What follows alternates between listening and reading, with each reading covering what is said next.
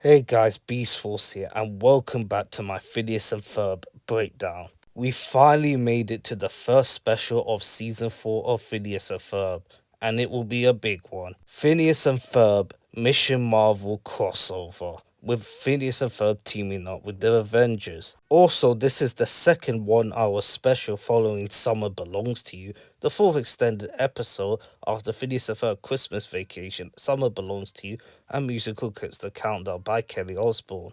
And also back in 2009 that the Disney company acquired Marvel Entertainment, which actually formed together of a partnership of Disney and Marvel partnering together, as Phineas's best year ever as the president-in-chief of Worldwide Disney said. Schmertz is creating a power draininator to drain the power from his brother, who happens to be mayor. He wants all those mayoral powers, and it goes wrong and drains the powers from the superheroes in New York.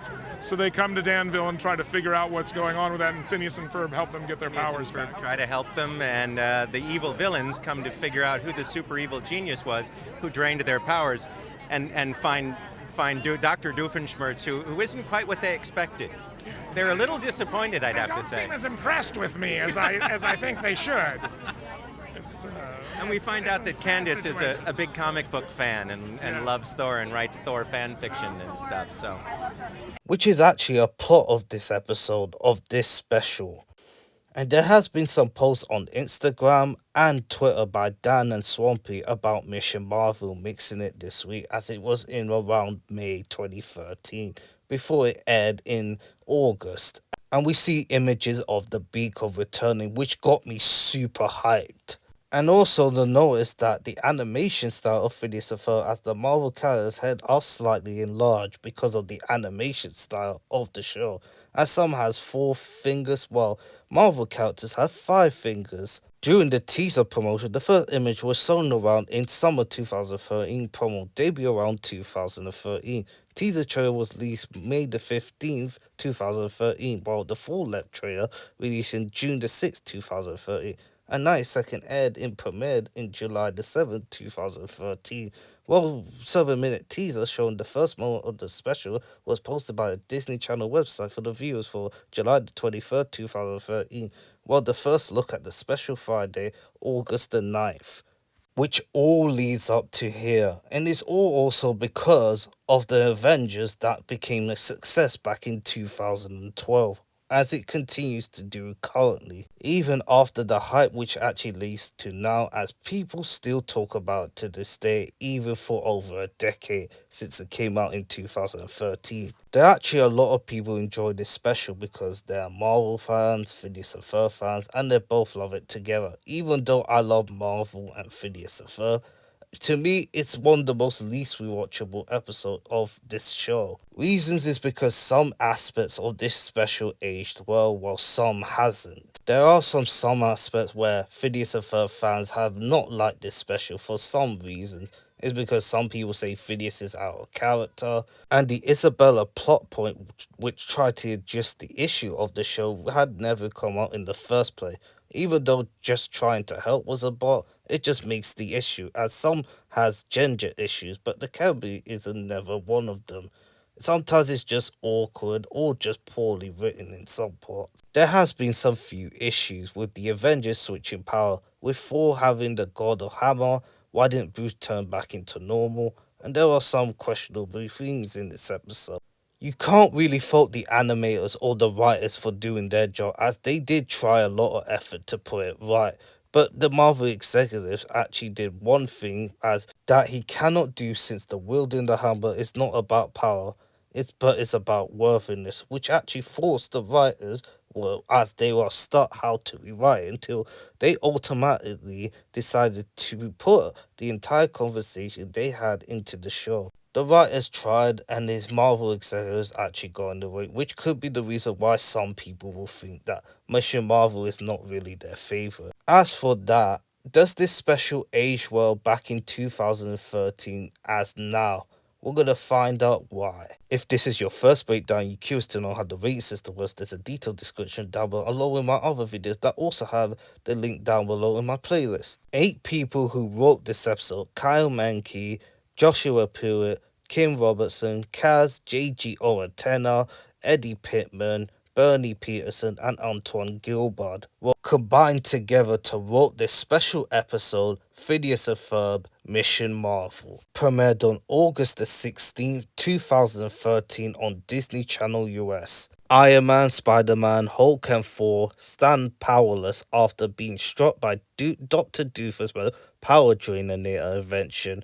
Once the supervillains Red Skull, Whiplash, Venom, and M.O.D.O.K find out that Dr. Doofus is responsible for robbing the superheroes of their power, they seek him out and together create mayhem in Danville. Meanwhile, Phineas and Ferb do everything they can to restore the superheroes' powers before the evil villains take over the world.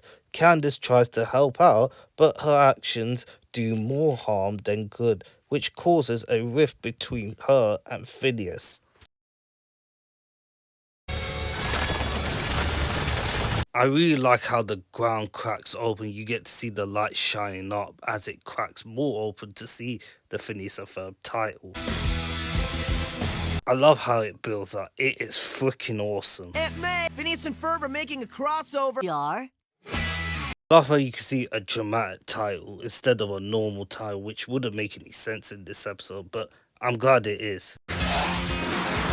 They're using rocket power versions of the Serpent, which they use in a couple of episodes, and they're in their spacesuit again, just like in Moonfall.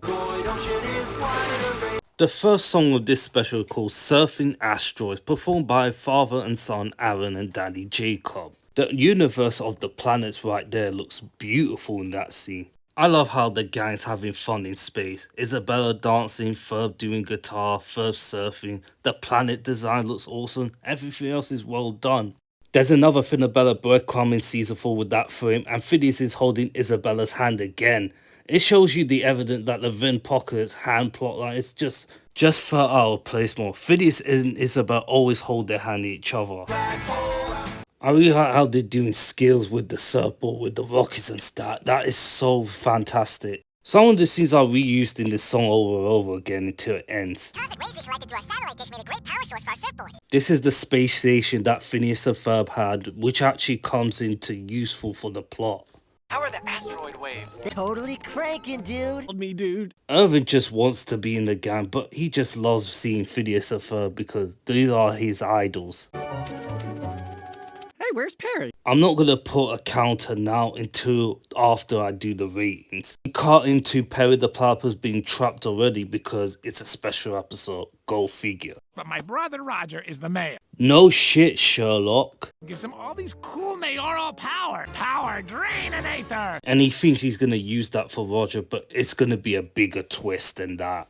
Heinz Doofenshmirtz. Wheel them. Power to raise taxes. Like the IRS.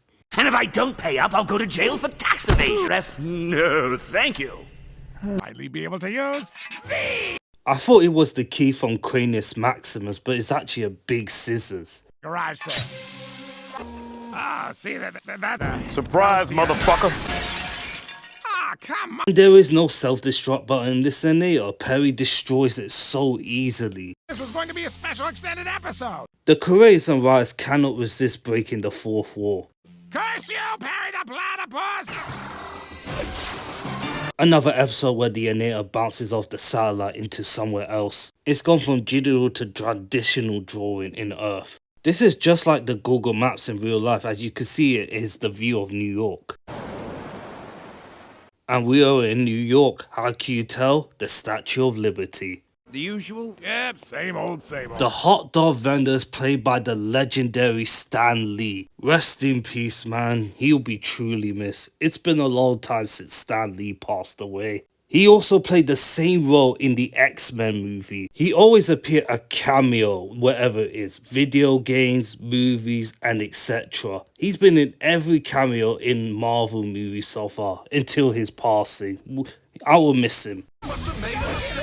The second song of this special is called My Streets, which is a rap hip-hop song, as it heard over while Spider-Man's there, and Dan sings the song. It's your friendly neighborhood Spider-Man. I brought my trunk. Typical Spider-Man, always making jokes, which always makes him a funnable character. And he's voiced by Drake Bell, who you know for doing a lot of roles. He also did Spider-Man in Ultimate Spider-Man. I heard he was in trouble, but the case was filled or something. Oh yeah, he also played adult Timmy Turner. You can see the cast trash as Whiplash, Hulk, Venom and Iron Man has done a lot of damage during the battle. And there's 4. Oh,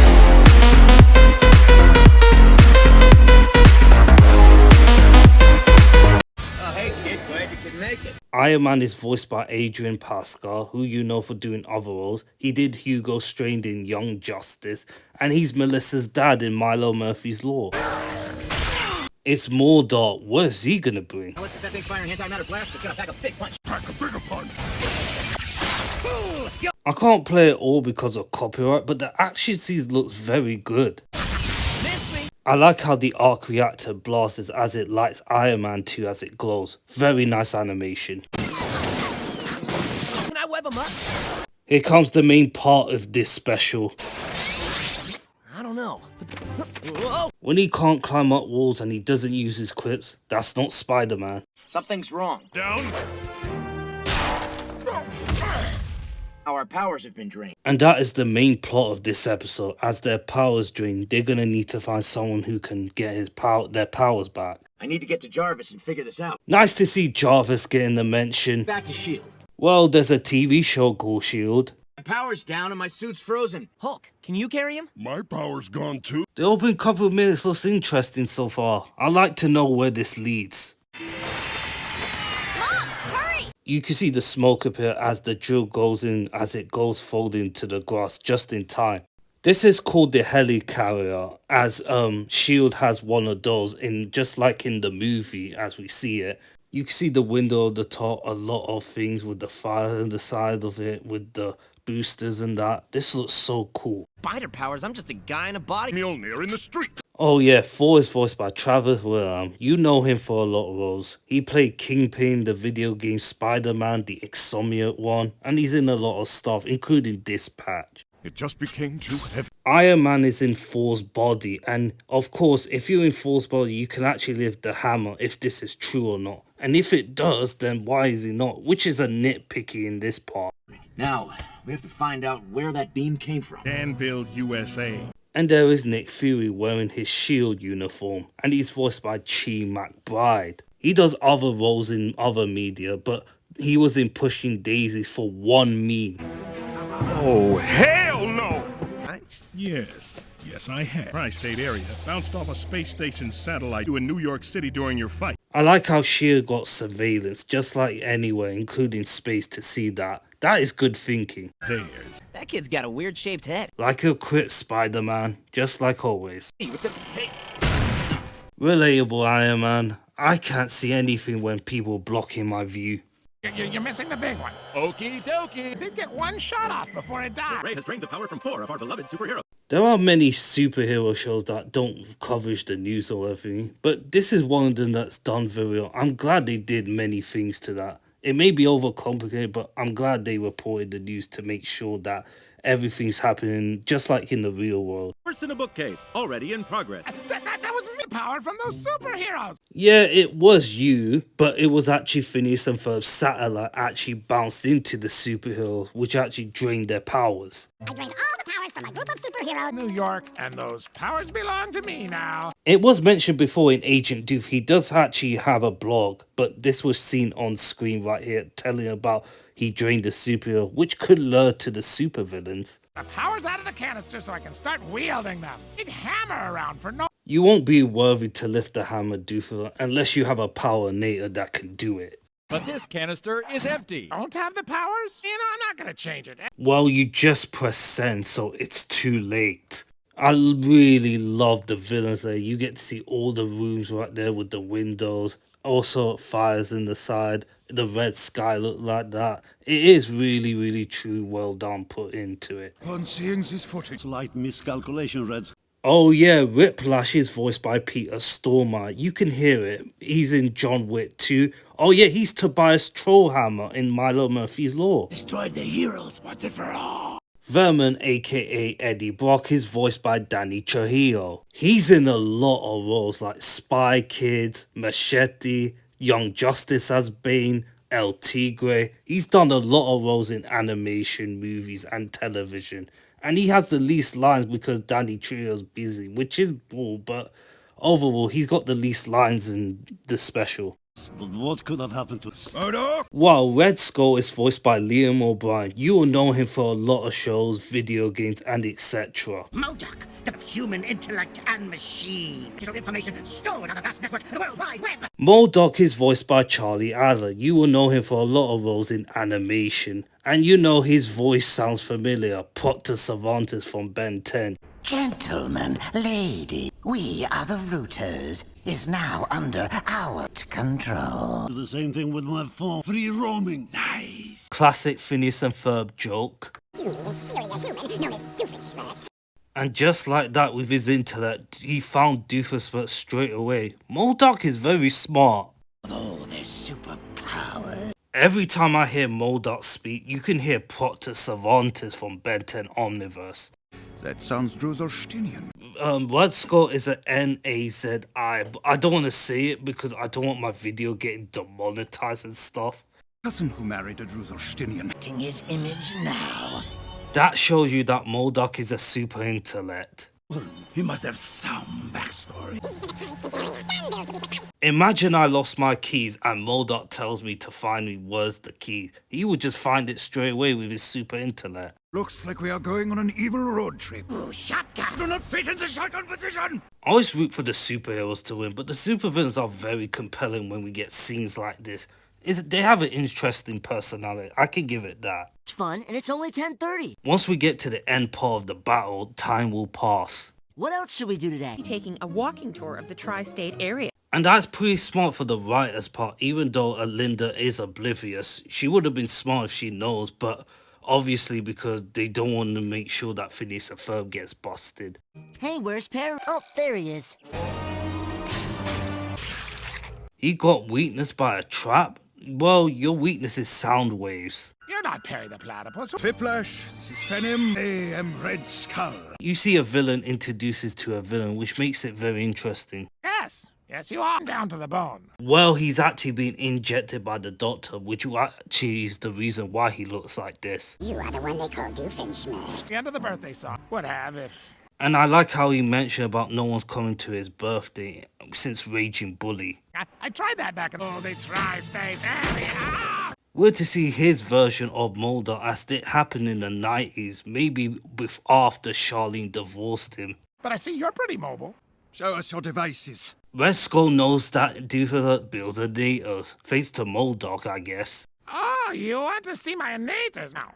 Behold the Slothinator. I'm a sloth, which are super slowness and... Are you sure this is the right guy? Is infallible. They also can see Doofenshmirtz can be very stupid at times, but when it comes to his nators, he can be good and handy, except from some parts of the... whatever it's called. It's even more diabolical than we thought. Eat this whole branch, but... He may be stupid, but I love Doofenshmirtz. What? I like how the Avengers are in Phineas and Ferb's door. This is gonna be huge. Not them. Young to be stealing superheroes' superpowers? Yes. Yes, we would be, Spider-Man. I don't think we did. It was actually Doofenshmirtz. You did deflect it with your satellite, but it's not mostly on you. Turn that tin frown upside down. Isabella being so sweet, giving a juice to Iron Man, but hopefully it stays that way, right? Right? Nothing like this in Asgard. Except the fact you did gain weight in Avengers Endgame. Different universe or whatever. Not penetrate. You buddy? Thanks, Isabella. Guys would know something about it since it bounced off your space station. Shaped like your head. The worst part about this is I'm surprised Bruce Banner doesn't turn back into normal. And he is voiced by Fred Tatasciore. You know him for doing a lot of roles in animation and video games. And you know him for doing Cannonball and Ben 10,000 from Ben 10. Oh yeah? Think you've been introduced to Cannonball. Some scum just can't take a hint. But we don't know anything about a power siphoning. Dues get our powers back. I know we're gonna... Dad's tinkering in the basement, so I'm in charge. She's just walking past the Avengers as she's gonna realize it's Sue. Hey, Spider-Man. And she's realized that superheroes are in her house. Fair young maiden. Gonna go lie down for a while. Heroes. That's it, just breathe. Imagine you see superheroes in your house. You would be freaked out or speechless or something. That's why you always meet them and greet them. And there are actually a lot of superhero stans that are huge fans of them, not because of the actors or stuff. What is portrayed makes them great. You guys have a fan. Really good she didn't see that. Hey, where's Perry? That's the second time he said that. They're just milking the counter at this point. The gentleman on the big screen will be addressing you, while TV monitor Carl found in the basement. The split screen to work. Well, we did see a split screen of Doofus and Major Monogram talking to each other in Perry the Octopus, but they couldn't do it here, which is strange, but maybe it's just for a special occasion. Director Nick Fury of HIELD. It's an acronym. And that's a television show as well, which is also named S.H.I.E.L.D., which is Marvel too. Yes, except it's cool. I like how they extracting changes. At least we get more personality between them, which makes it so great. No, that's Secret Agent Perry the Platypus. For platypus with super platypus power. Well, he does has a venom spell in his ankle bar, as Doofus mentioned in Primal Perry. That's not a superpower, but he has abilities. Platypus exoskeleton. He has a fedora. Doctor's orders. I have a sty. I did not know where that eye patch comes from Major Monogram. Iron Man, Thor, Hulk, and Spider-Man have lost their superpowers, which we believe originated somewhere in the Danville area. Perry knows it has something to do with Doofus, but because you know why? Because Perry the Platypus knows him very well. And report back. What are you doing? He thinks 2 eye patches. What you're talking about. I really like how the interesting conversation makes sense, as there are 2 eye patches in his eye. It is very funny. Look at that background building of Doofus Evil Incorporated along with the other building. It looks crisp. Why didn't they reuse it more? This was my oatmeal to porridge-inator. Multi-helio-tactical baboon glominator. This is my waffle-inator. Which he will use later on when he goes to fight these people that he's standing right here. Machines are useless. What is wrong with this man? Understood the genius. That summarized what Whiplash said about Doofus versus what we seen.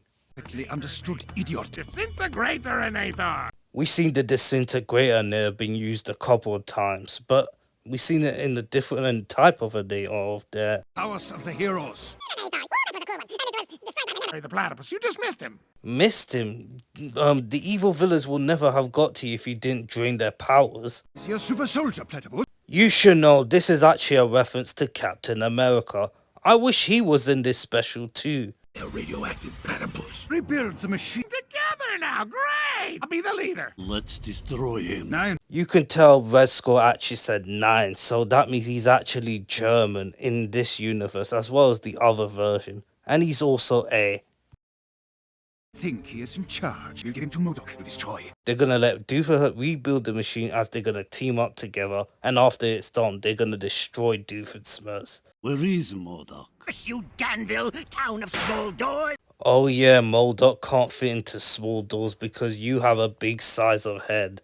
You guys should come with. The Flames, or am I thinking of somebody else? Or Shed, for short. Another acronym, just like S.H.I.E.L.D. and the old WCA. Wait till you see the inside.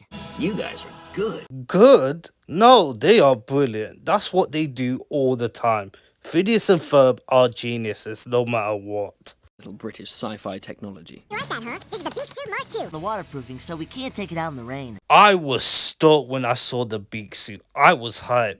I haven't seen that for a while, as it was destroyed by Perry the Platypus crushing it into Doofenshmirtz. And now we're going to see it again, but this time this is a 2.0. Stark Industries offers summer internship. But this summer's pretty packed. Also, they are kids, so they probably have school after the summer. And yes, there are Star internships, as we've seen evident with Peter Parker and Iron Man in Spider-Man Homecoming. They'll get you into all areas of the compound. Read my fanfiction. It's a story where Thor and Hulk decide to... As we seen the intro earlier with Jess Swampy Arse explained that Candace is a fan and she writes fanfic of superheroes, and you can see evident why. Heroes on Ice. That is very cool. It's unsolicited material. I didn't know you were a fangirl. The research to get up to speed for the Ducky Momo superhero crossover. You've almost found superhero this. That is cool. I want to see that. Ducky Momo crossovering with the Avengers, which is cool. And that is also a reference to Marvel's Superhero Squad, the cartoon one. Ferb, I know what we're gonna do today. At least she's not saying it more than once. Stepping out with my friend. The first song of this special is called My Evil Buddies and Me, sung by none other than Danny Jacob, as Doofus hanging around out with villains to cause mayhem in Danville. Doofus is having fun. I don't know whether the villains are having fun or not. Hey, it's these guys again who sing the song Perfect Day in season 2. I really like how Perry the Plumber was scouring the area. Since when did supervillain can do pranks? They can be more than that. And there's that delivery boy again from Road to Danville. I didn't recognize them at first, but I realized it's the same bikers that got a Tropey McTropeface tattoo in that episode. I'm not sure if the supervillains enjoyed this, even though they're terrorizing Danville. Hey, there's the giant throwing baby head again. I was thinking Thanos would never do that. Then I realized I saw in the comments he actually did ruin a kid's life, so yeah. All those wieners, my evil buddy. I really like how Stanley's eyebrows goes down like that. Rest in peace, the GOAT. I like how Doofus is having fun, but the supervillains are not. They found it very ridiculous and they can do so much more. This machine should be able to replicate them temporarily. Start calibration. Let's get our hero. Just a minute, Candace. I like how Phineas tells her to wait a minute, but you know how this is gonna go horribly wrong because of her. All set. Oh no, she jumped into conclusion again. Down the power assignment from reverse polarity. You should have listened to Phineas instead of jumping conclusion, and now look what you done. Look at Phineas's face, he looks angry in this frame right here. See, it worked. You literally just switched their powers, Candace. What the fuck did you do, man? Looks like Thor has Peter Parker, aka Spider-Man's powers, as he's hanging from the dangling roof. Shit, I've had it. We're wasting our time. Whiplash destroyed Ducky Momo's merchandise. Candace is gonna be pissed. Candace, you've swapped all their powers. Spider-Man got Hulk's powers. And he has Hulk's power, but Spider-Man can hold it with his spider strength, right? With spider webs, so he can actually do that. Must have Thor's power. There are some parts that doesn't make any sense unless they change it. So Iron Man should be holding the hammer as he has 4 powers, right? But it doesn't show it right here. Iron Man's powers, but without the suit, Feeling entrepreneurial. his vocabulary's improved. We see in the comments he can say short and forceful words, but we seen it here. So why isn't he back to normal as a human? Because he has Iron Man's power. He should be back to Bruce Banner. Just stick out my hand. Papa. That is not how it works. Seeing Mjolnir is about worthiness, not power. That's not the writer's fault. Sophie Marsh and Dan Perlman and the writers done the research about this, but the Marvel executives had to change that. And it was going to be based around the real life conversation, but it was actually scrapped because of it. Which is the reason why many people have a lot of criticism of this special because of it. Potato. What about the lightning? How do I control that? Hammer. Seen you fly. Well, yes, but not without the hammer. I know they're saving up animation budget for the later parts of the battle, which we're going to see, but I wish we get to see Thor's lightning as he holds that out. That would have been cool, but that's another main criticism of this special. It was an accident, but I can still I don't know. The entire tri-state area. The world is at stake here. Your hands off the machinery. Just leave. Yeah, maybe you should. There are some people say Phineas is out of character, but for me, as I'm rewatching it time and time again as years gone by, I feel like Phineas's anger towards Candace in this situation is justified because she pressed the button and gave superheroes different powers because you didn't really explain it. Because she pressed the button which gave the superheroes different powers with different abilities. And Phineas explained it fully and you jump into conclusion. That's where I'm going to defend Phineas because of that. And I don't really blame him at all. In a bookcase is cancelled. But why? After a 19-year run, 3 supervillains and what appears to be a pharmacist and a giant chicken egg with a face. And the gang see Doofus on screen as their memories got erased when the last time they saw it. Isabella actually saw Doofus on screen again. We did see her seeing him in Bee's story where the bees actually got vacuumed. I don't know why she didn't bring this up in season 5. Can't. Your powers. But we're heroes. This is what we do. Well, it's not raining. If Doofus made the Raininator now, you would have no chance of flying. But you do. This should get their attention. Looks like somebody left the door open. I really love this shot as the superheroes posing, including the beak. Look at Iron Man's stance as well as Spider-Man, Thor and Hulk too. That is sick. I'd feel better with a metal suit. Sorry, big guy, no time. And you can see Phineas is using his normal voice for the beat instead of the modulator because it's a 2.0. And it still looks CGI. This is just a costume part. With pleasure in destroying these puny heroes. Using another superpower is awesome, but it can be complicated when someone else uses it. Oh yeah, Venom is fighting Tony Stark, not Hulk Bruce Banner, because he has his powers. But they are all mixed up. Power switch in Aether, but you don't make a lot of Aether. Doofus doesn't know that Candace was the reason why they had their powers mixed up. So again, Doofus can actually cause this, but not in the intentional way. You know, it'd really be nice right now to have the power. It's about power, it's about worthiness. I have a feeling the writers didn't want to write this, but they had to remind people of the audience that they had to change it. It's like talking to a bilge snipe. And yes, it does actually exist in the Marvel universe, which is actually creatures of the Asgard. I do prefer when he says it in the voice filter. Beak Mark 1 is better than Beak 2 confirmed, so that means this still has weakness in there. Built in a sticky situation, Spider-Man's propensity for puns. Not just different powers from each other, different personalities too. Prioritize the waterproofing. No shit, you should have done more testing of the suit, maybe to improve a lot of things. Maybe you didn't have enough time, or you didn't do enough to do it.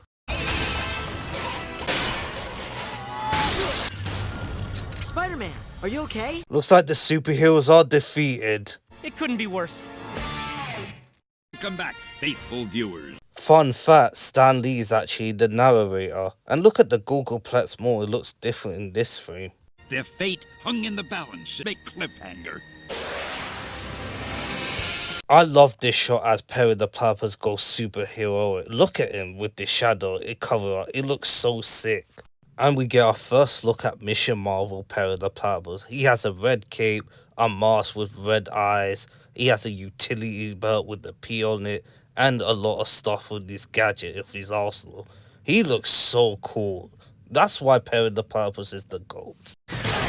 As he's using the hovercraft as he's covered in smoke to cover it to save the superheroes, to prevent the supervillains from capturing them. Perry the Platypus has some sick gadgets and cool materials, and he grapples the superheroes to get them out of safety. That is sick. Hey, ducking our car. I just don't know the etiquette. It may be a different Spider-Man, but he still has the puns he's making. Does that mass beaver duck? That's a reference to Howard the Duck. Oh, beaver duck! Thank you, small but mighty friend. Seem vaguely familiar. Looks like they're still affected by the amnesia in it, as they don't remember as much. That was Howard the Duck? And it took a week for Dan Provera to make that reference.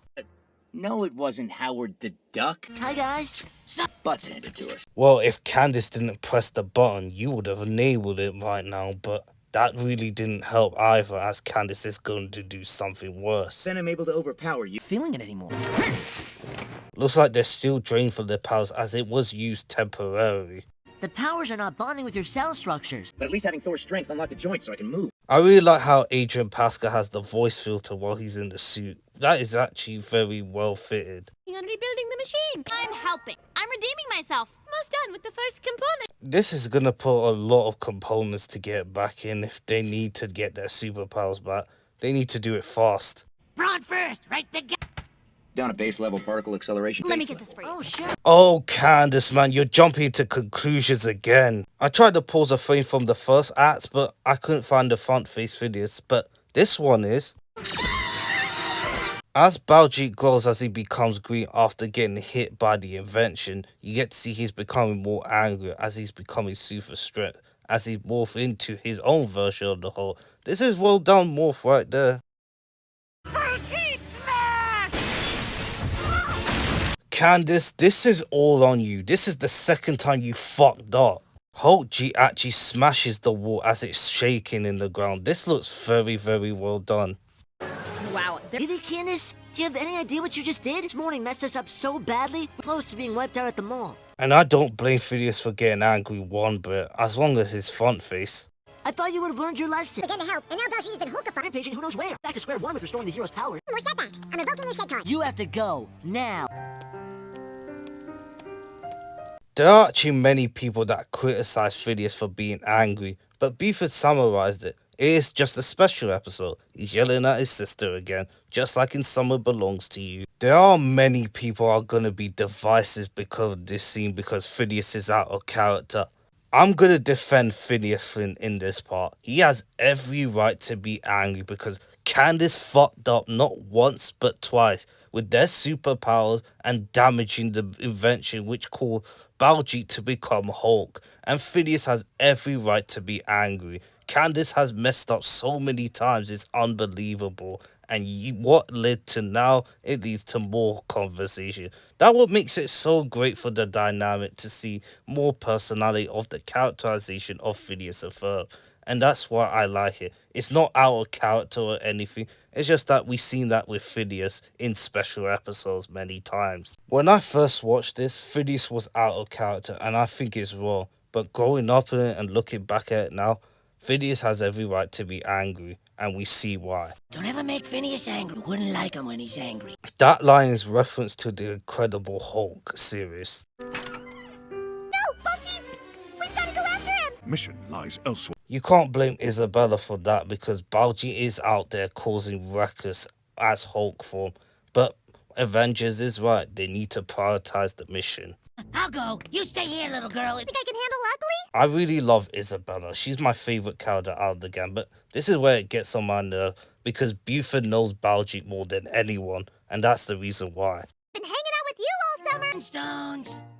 I really love the Russian background with Perry the Platypus wearing his Mission Marvel suit while looking at his work. He looks like an actual superhero. Ones are holed up in downtown Danville, building with its own jingle. Of course, Agent P will know who it is because... Is the myth possible, Agent? Seriously? The beard too? Only one who can rock an awesome... I wish we got to see Major Monogram as a flashback more. Imagine with the gold tee, he would look awesome, but he looks awesome with a beard. It takes 4 orbs of Medanium Finite. Take 1 orb of Pizzazium Infinite. Hey, Pizzazium Infinite is mentioned again since for necessary roughness in season 2. Love that callback. Lock the module in here. Large violin. I don't know why people say that. So we won't have to deal with idiocy anymore.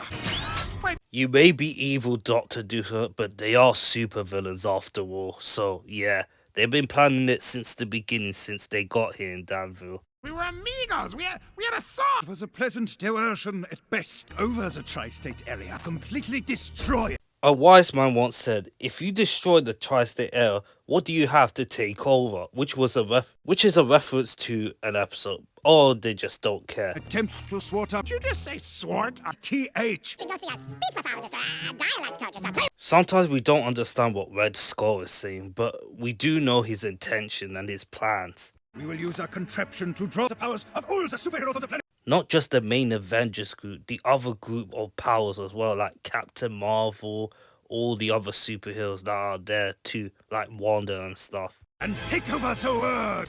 Squash our little fly on the ceiling. How did he know where Perry's on the roof that he needs to get out of here?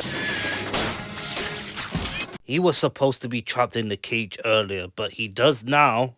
I should hook you up with my nemesis, Perry the Platypus, for some pointers. Even in superhero costume, Doofenshmirtz doesn't know that's Perry the Platypus. Man, he is clueless as a goldfish. Man, Baljeet as Hulk is causing a lot of chaos. Look what Candace has done thanks to her. I'm surprised Linda didn't hear that earthquake. I don't know why. What you doing? None of the women superheroes showed up. Oh boy, that quote that Isabella said is a lot of controversial. This is why many people didn't like this special because of that. Well, back in 2013, it actually makes sense because there's not a lot of female superheroes until we've seen recently in Young Justice. If this came out in the modern era of today, this would have got a lot of controversial. There would have been a lot of slander on Twitter. There would have been controversials from social media platforms in here. That. And to be honest, I kind of agree with Isabel. There's not female superhero show up at that time, except for Wasp. But since then, in the MCU, many superhero females showed up. If this came out after Endgame, it would have got a lot of controversial. And maybe rightly so.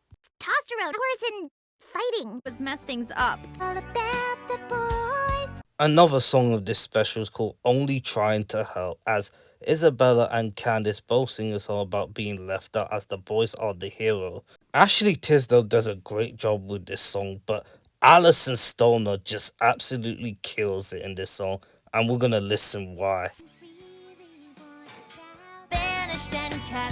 I don't want to show all of it because I don't want to get copyrighted again, but song is a banger, and I recommend you go find it on YouTube.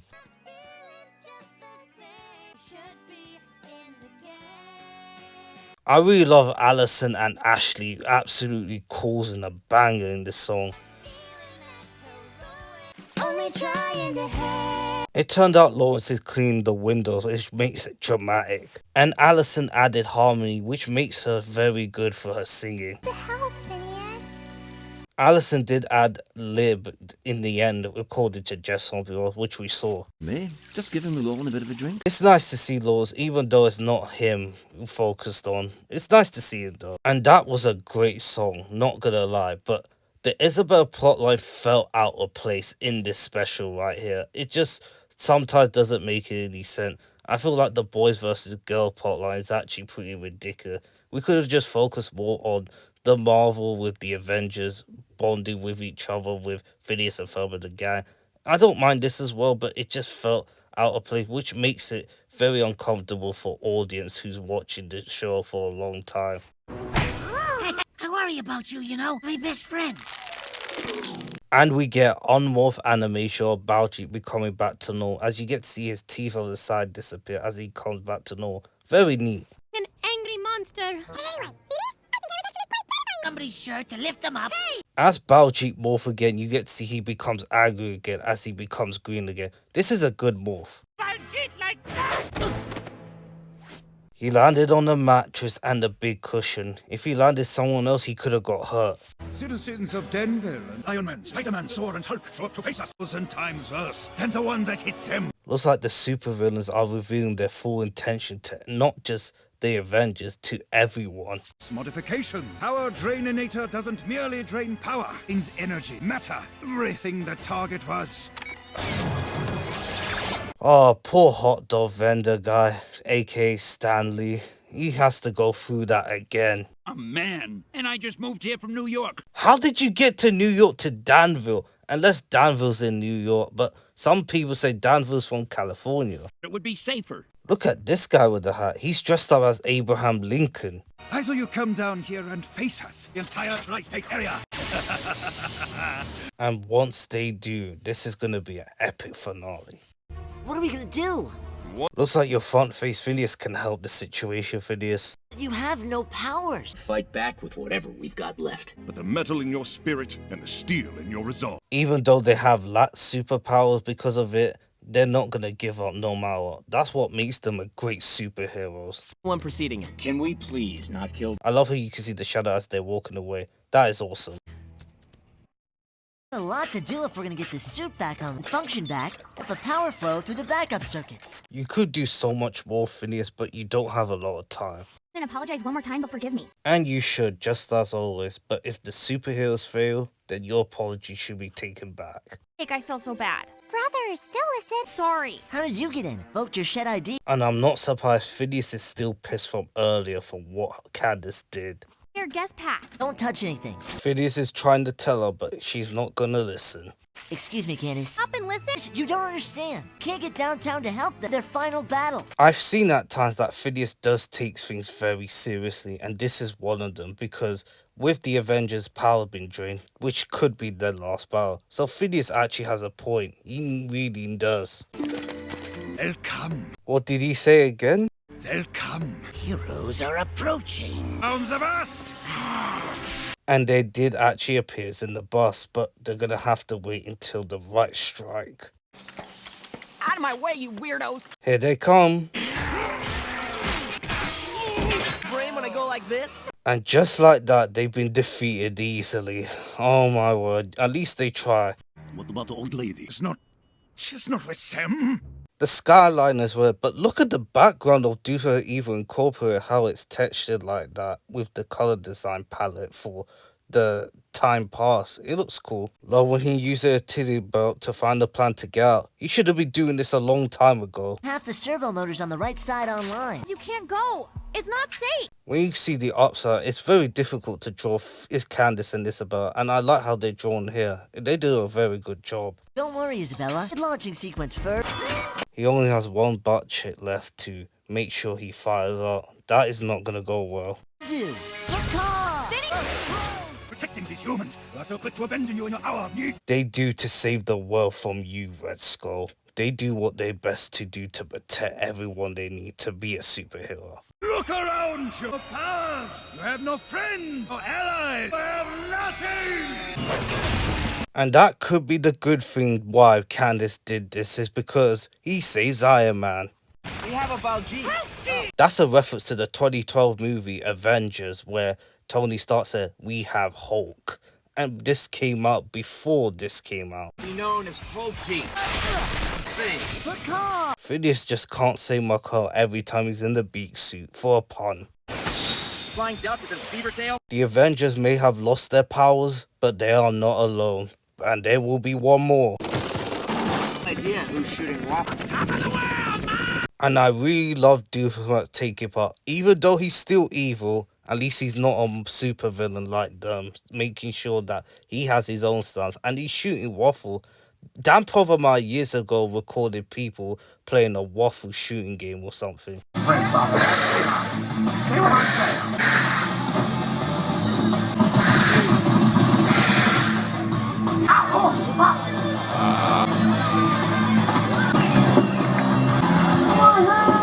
It's you, Phineas and Ferb! Doohickey important? I guess it is important. This is why you should always keep an eye on your enemy. If you let them get away, this happens.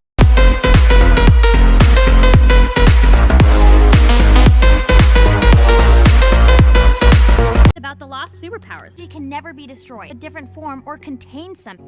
When we were up at the space station, collecting and containing data. Doofus has drained the power of the Avengers, but it actually hit Phineas and Ferb's satellite, and that was at the beginning of the episode, as well as collecting data, and now they found out why. Just go with it. That's where this thing was.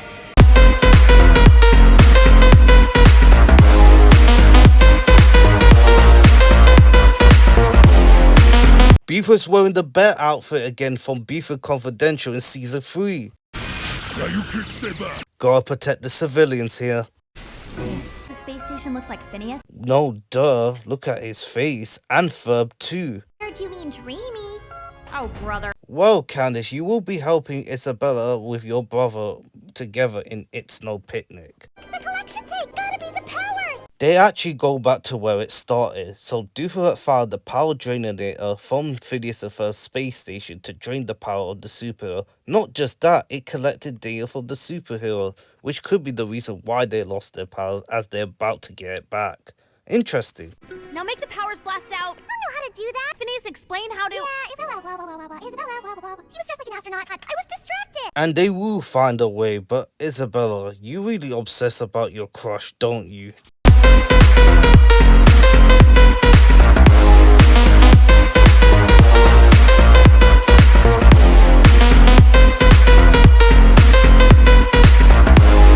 Can't say much about the action scenes. It's very creative and very crafty.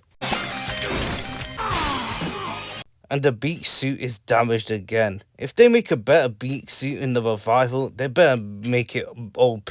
Not too much. I like how everyone's racing to get that. Disintegrator-inator! Okay, I just need an extension cord. I like how the extension cord was mentioned for the first time, as it's mentioned again in Doof Exercise in Season 5 of the revival. But if you disintegrate all of them, that makes you no better than them, Doof. You are evil, but you want to become a monster, aren't you? This is the button that will release the superpower. It's red, see? Detailing on that collector thing, so it's gotta be it. Candace hasn't been in the shit in the beginning, but she's starting to understand it even though she doesn't know. But she's starting to know. Irrational and reckless deduction. I failed twice already. I like how she mentioned about her failures twice before in this special. Nice. Third time's a charm. I like the color palette change for Isabel and Candace as they shut down the system as they head back to Earth. Social network friends. Oh, now that's just me. too long. Way too short. Henry Building, built in the Art Deco style. If she was looking right, she would have believed the Avengers are here, but she's oblivious and she's wearing headphones. In 1982. Disarm. Beak has taken a lot of damage again, just like the first battle. My days, you gotta do better than that, Phineas and Ferb. That's not good.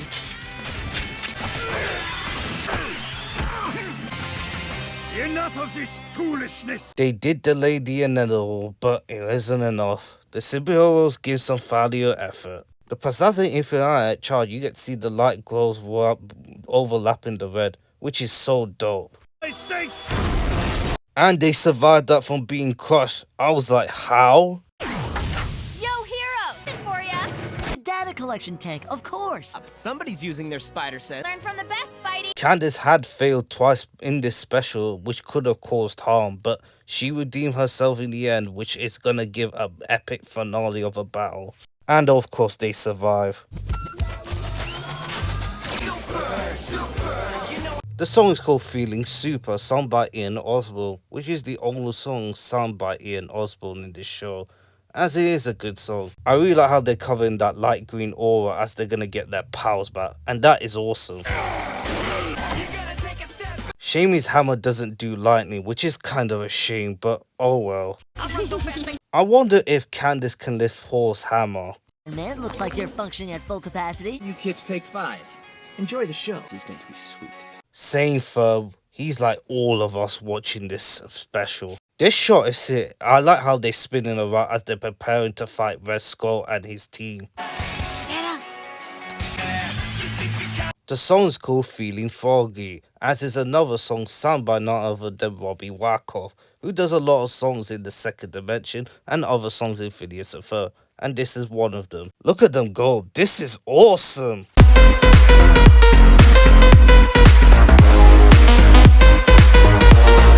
That's using my head. Wordplay.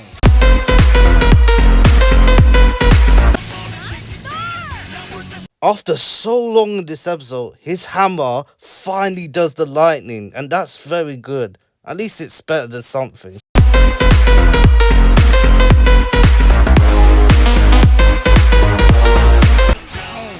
Hey. You lost it. I'm sorry. I deserved it. Everything I did made things worse. Why the hell? You guys saved the day. Will you take your Shed membership card back? I accept. And I love how they both made up for each other, even though Phineas was angry at Candace twice, and he had every right to because the superheroes were losing their powers, and they lost it, and they could have lost their lives because of that. But I really like how Candace apologized to Phineas for all of that. This is a good character redemption arc right there in this special, which makes it a lot of sense. But I don't know about Isabella as well. I think she never had the resolution in this episode either, which is actually the main problem. And the superheroes save the world again. All the resolution leads to a great payoff. I really love Perry smiling as Iron Man and Hulk sign their signatures of their pictures. Cool. Is that Mom? Sorry, but you are so busted. And we're back to square one. And I don't really blame her because she has an obsession of busting her brothers. But this doesn't really help at all. Same happened in Candace Against the Universe where the place was damaged. And Phineas and Ferb could have been busted. But Candace decided to leave it because she knows that one day she appreciates her brothers a lot. Nice work, kids. Let's get back our hero's power. True courage fighting alongside them. He'll owes you a debt of gratitude. Not just Nick Fury acknowledges that Phineas and Ferb restored their powers, he actually helped them save the world, as we know it. Hot dogs for everyone, baby! Rest in peace, Stan Lee. You'll be truly missed. The boys' space satellite crashed down to Earth area, and they're superheroes. Internship next summer. It'll be fun. It's not a stretch or anything. I just hope the writers don't forget about it. There's actually season 6 and possibly season 7 that they can actually brought this up again, which would be amazing. The juice box will be my treat. Okay. Oh, got you. Not just the special is so fun, the jokes are very solid. Not spectacular, but it's very solid. What I love about specials that this has a resolution and this actually had a payoff which leads to now. and it's absolutely worth it. It did it better than Wes Perry Part 2. Take that, bad guy! There they are. What? Just like in real life, Marvel sold books and comics about superheroes. Go figure. You had a thing for comic books. I'd rather stay here and sulk. Did anyone see that? As an audience, we did see that, but you were too late, Doofenshmirtz. You were too late. Nobody's paying attention. An unknown superhero. When Phineas saw Perry the Platypus in disguise, I was like, oh no. But at least he has a backup plan. And what's your secret identity? A hero never reveals their secret identity. Says the guy who unmasked himself during the Beak episode while revealing himself to Isabella and Danville. Ducky Mole! Buford unmasked and everyone saying Ducky Mole, just like Scooby-Doo. It's the curator, Mr. Wickles. Mo? Isabella is so strong, she carried her future sister-in-law like that. And I like how Perry the Platypus gives another cover-up to make sure that his identity doesn't get exposed again. I was convinced that he was an anthropomorphic platypus, what with the beaver tail and all. Some effects of the amnesia near is wearing off, but not there. Oh, there you are, Perry. And he threw his costume and been told that he can cover up not being his identity being exposed. And you see Danville's color palette of the sky change after the villains are defeated. And that's the way to end the Mission Marvel crossover. There has been a lot of things that's happening with the special. Superheroes, the plot, the supervillains, the songs, all of that. There are some bad, but they're mostly good. Let's start off with the plot, and it gets a 4.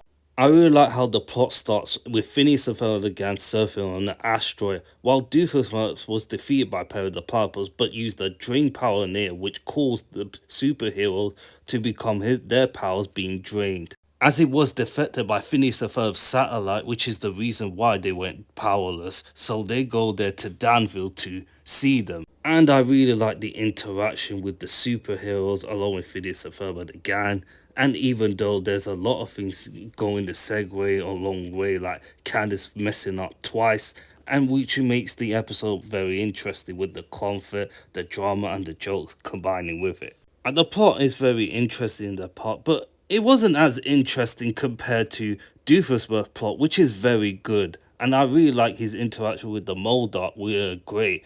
Much better than Phineas and Ferb and the Avengers in my opinion, which many people would disagree, which had a lot of fun moments with the song, and I couldn't expect anything else. We also dragged them to his villains, like to show you he's not just a villain. It was fun and definitely the best part. And then we got the Isabella and Candace plotline, which Only Trying to Help was a great song, but it was just out of nowhere, which is the reason why I will take points, even though the Phineas and Ferb plot was interesting, but not quite as much.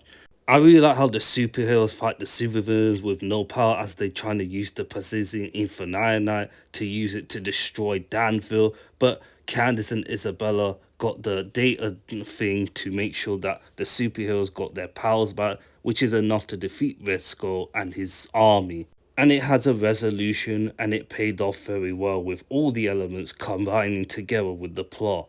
Characterization, it gets a kind of a 4. There's going to be some people who say, you gave that a 4, but why? I'll explain it after I explain the other characterizations in this part. I really like the Avengers personality with Iron Man, Thor, Hulk and Spider-Man all teaming up together to stop Red Skull and his army, and their powers were drained. I really like how they explain what they do, what their powers are, about the law of Asgard and all of that stuff. Even though the Phineas and Ferb plot along with the Avengers may not be the interesting part in this episode, in this special, but it did it very well, and I really like the conversations they have with each other, which is great. And I really like how Iron Man and Thor talk about the hammer, even though it has to be used as weapon, even though how ridiculous how the writing changed, which is interesting. And there's a lot of good jokes like Spider-Man, Hulk doing Hulk things, and all of that. The most interesting part is the villains. Red Skull and his M.O.D.O.K, Whiplash and Venom all were part to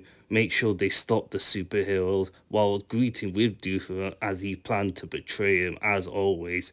And I really like how they hang around with him until he found out that Doofenshmirtz didn't really drain them fully, as it turned out. Doofenshmirtz is evil, but he's not a supervillain, while Red Skull and his team are supervillains and they do anything to betray you, to use it for their own will, to take over the world and to destroy it, which we see it. We did get Nick Fury on screen at times with Major Monogram. I really like the eye patch he has. I really like how he greets Phineas and the gang at the end, which is awesome. And I really like that too. Doofenshmirtz is a dumb time, but he can be as consistent as always, as well as Perry the Platypus in his hero suit, and he does a fantastic job, and he has a badass costume. I think Baljeet was very good, and he became as a Hulk, as Buford as well, trying to calm down Baljeet, and which failed in the end, and they both did their part to stop the supervillains from destroying the tri-state area, from helping the superhero who are powerless,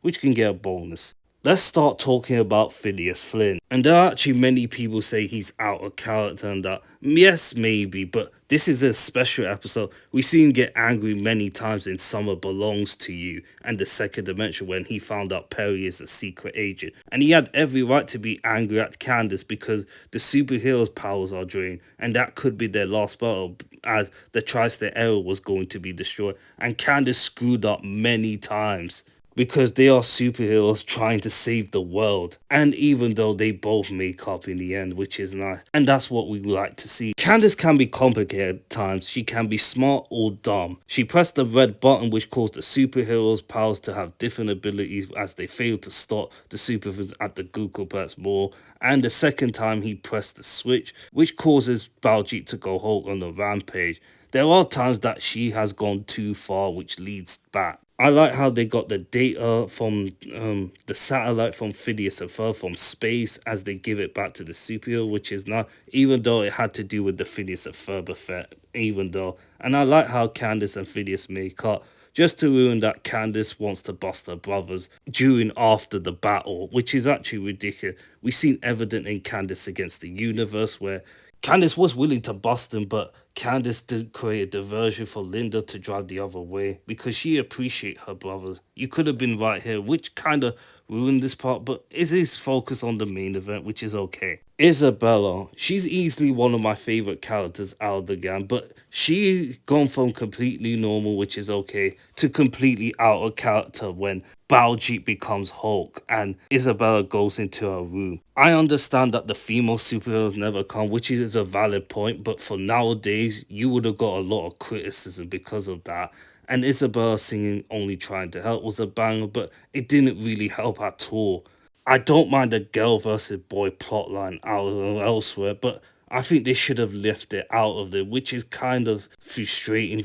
The show has some gender issues, but capability is never one of them. It's just some awkward to watch, especially when someone who is probably supposed to be a plot point. Isabel was kind of being out of character, even though I like her. It's just that there are some aspects that she can be better.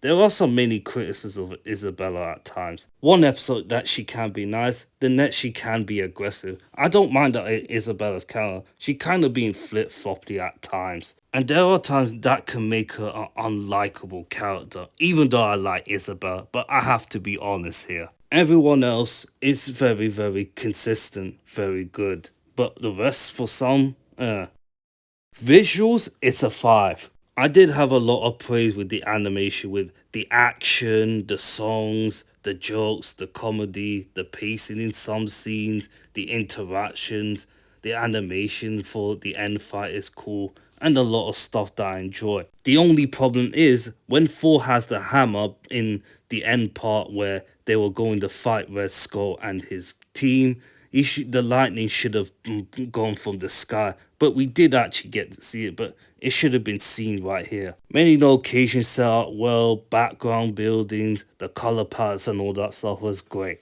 Importance, it's a 5. You either a Phineas and Ferb fan, a Marvel fan, a comic book fan, neither of these fans, unless you're a Phineas and Ferb fan. The reason why it's important is because it's a special episode. Phineas and Ferb team up with Marvel, which they are in the same universe, which makes it awesome. Even though they may not come back again in the future, I like how they keep more lore in the Phineas and Ferb lore. Entertainment is a 5. The action scenes, the songs, all of that. I don't want to repeat myself 1,000 times because The designs look awesome and it keeps you engaged throughout the first minute to the last minute of this special. The first special episode will get a 23 out of 25. The standards of this special is hold up very well in a lot of aspects. And there are some that didn't age well, like Phineas out of character for some people, the Isabella boys and girl plotline only trying to help was about, even though it kind of felt out of place at time. We could have had more with the Avengers with Phineas and Ferb and the Ganon Law, which can be frustrating, but overall, I'm not complaining as much. I recommend you go back to rewatch this special because there's a lot of scenes that are engaging, the lot of songs are very good, the action pieces are great with the locations and stuff, and you're going to have a very good time if you're a Marvel fan or a Phineas and Ferb fan, or both. Overall, let's move into the final thoughts.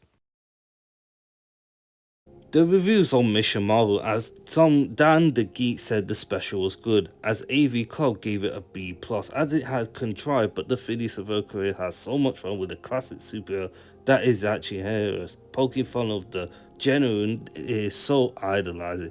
At least the fanboy gave it a 4.5 out of 5, which is the most fun thing to come out with the Marvel animation recently. The dialogue's great and you find yourself laughing out in some part, which I can agree upon with many things that has some few issues, but it is very enjoyable. And also the ratings, as the special was watched by 3.76 million views, reported the series higher numbers in over 6 months. In the target demo of kids 6-11, it gained a rating of 7.1, while the kids view to 2-11 is around 2.3 million views, while the kid of 6 to 11 has 1.7 million, while tweens have 1.3 million views with 4.3 million views, as it performed best with some episodes like Where's Perry Part 2 and My Sweet Ride.